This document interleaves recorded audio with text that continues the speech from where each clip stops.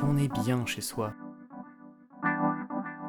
D'ailleurs, nombre de médias s'accordent à le dire, l'immobilier est l'un des placements préférés des Français avec l'assurance vie et le livret A.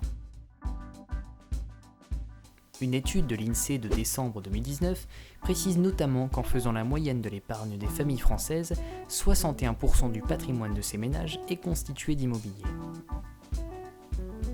Et quand l'on veut investir dans l'immobilier, on se dirige la plupart du temps dans une agence immobilière pour rechercher des biens physiques. Seulement, investir dans l'immobilier n'est pas de tout repos. De nombreuses impasses peuvent se hisser entre vous et l'appartement de vos rêves, à commencer par l'étape du crédit immobilier.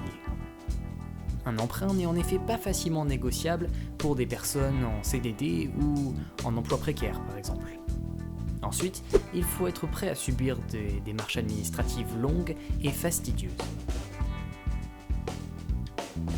Enfin, une fois la transaction rêvée réalisée, il n'est pas simple de revendre un bien en cas de problème ou de changement d'avis.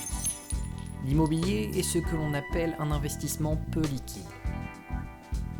Face à ces inconvénients et à la complexité d'un achat immobilier, des acteurs de l'économie ont mis des solutions à la portée des investisseurs. C'est l'immobilier papier.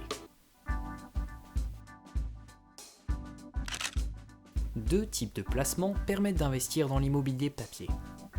Les placements standards, qui peuvent s'effectuer directement chez votre banquier ou chez un assureur. Ce sont les SIIC, les OPCI et les SCPI. Mais il existe aussi des placements alternatifs, plus récents, qui invitent les particuliers à investir directement depuis un site internet qui référence des investissements immobiliers. C'est le crowdfunding immobilier et le crowdlending. Si vous voulez découvrir le monde des SIIC, OPCI et SCPI, cliquez sur la vidéo de droite ou sur le premier lien de la description.